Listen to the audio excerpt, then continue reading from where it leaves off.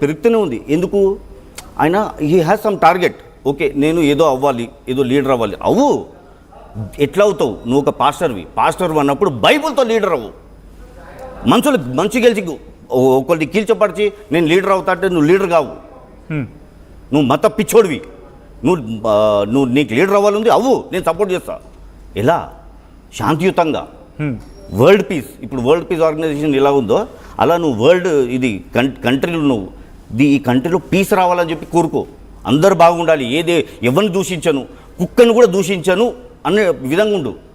అంతేగాని ఆ దేవుళ్ళలో తప్పులుంది, ఈ దేవుళ్ళలో తప్పులుంది, తప్పది.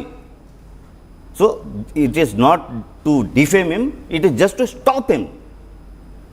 బట్ ఇంకొక మాట అక్కడ వినిపిస్తుంది ఏంటంటే కనుక మిమ్మల్ని కొంతమంది వెనకాల ఉండి నడిపిస్తున్నారు. ఉన్నారు, పెద్ద మనిషి ఉన్నారు. I will reveal that. చాలా పెద్ద మనిషి. ఎవరు చెప్తా. ఓకే, అంటే ఆఫ్ కోర్స్ డైరెక్ట్గా అడుగుతున్న మాట ఇది. మీ వెనకాల ఒక సర్టెన్ రిలేషన్కి సంబంధించిన వాళ్ళు వెనకాల ఉండి మిమ్మల్ని నడిపిస్తున్నారని ఒక చర్చ సోషల్ మీడియా వేదిక పెద్ద ఎత్తున జరుగుతున్నారు. ఆయన వస్తారు, ఆయన దింపుతాను, అప్పుడు people will come to know who that person. Another relation same రిలేషన్కి సంబంధించిన వ్యక్తి. చెప్తాను. ఎందుకు ఆలోచిస్తున్నారు చెప్పండి? ఆలోచించడం ఏం లేదు, చెప్తాను. Okay, give me some time. ఎందుకంటే there are some more changes to be developed. After that system change he will come in the front. He will come, definitely come. Okay, ఎంతమంది ఉన్నారు? They will come, he or they, whatever, but definitely they are going to come. Okay, so definitely they will going to come అంటున్నారు. ఇక్కడ ఇంకొక ప్రశ్న rise అవుతుంది మళ్ళీ Joseph మీకు సంబంధించి.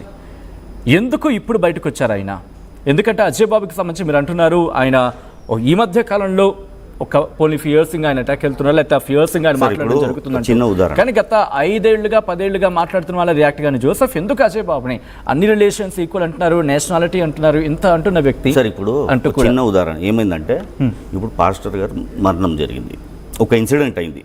ఇన్సిడెంట్ తర్వాత అక్కడ చాలామంది పాస్టర్లు వెళ్ళి మరణం రోజు ఫస్ట్ డే చాలామంది పాస్టర్స్ అక్కడ వెళ్ళి అక్కడ క్లిపేజ్ కూడా చూపించారు. ఓకే, పాస్టర్ గారు గత 1.5-2 months నుంచి నాకు ప్రాణహాని ఉంది, ఒక అతను నా నాలుక కోస్తాను, కండ్లు గుడ్డు పీకుతాను అని చెప్పి అక్కడ చాలామంది పాస్టర్స్ ఫస్ట్ డే చెప్పడం జరిగింది. వాళ్ళందరూ ఎక్కడ? ఆ పాస్టర్స్ ఎక్కడ? వాళ్ళందరినీ జరిపి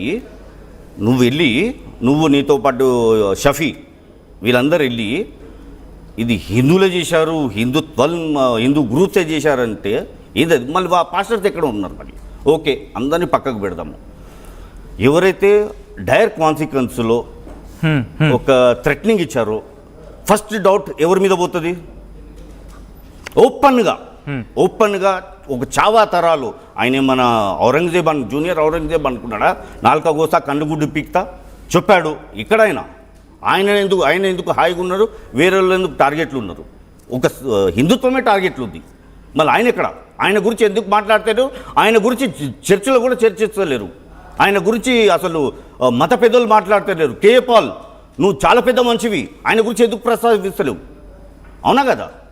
ఆయన అంత నిర్భయంగా ఆయన క్లిపేజ్ పెట్టి చెప్పాడు కదా, నాలుక కోస్తానని చెప్పి. సార్ ఆయనకు చెప్తున్నా, అసలు ఆ చావా సినిమా ఏదైతుందో అది ఆయన చూసినట్టున్నాడు. అందుకే ఆయన నాలుక కోస్తా కండుగుడ్డు పీక్తా అన్నాడు. కనీసం ఆ ఔరంగజేబు కన్నా ఒక కృతజ్ఞత భావం ఉంది. ఏమన్నాడు తెలుసా ఆయన ఔరంగజేబు? హే ఖుదా జన్నత్ కా దర్వాజా ఖోల్కే లగానా, షేర్ ఆ రా అని చెప్పి ఆయన చెప్పాడు. ఎందుకు? పాపాలు కడుక్కోవడానికి.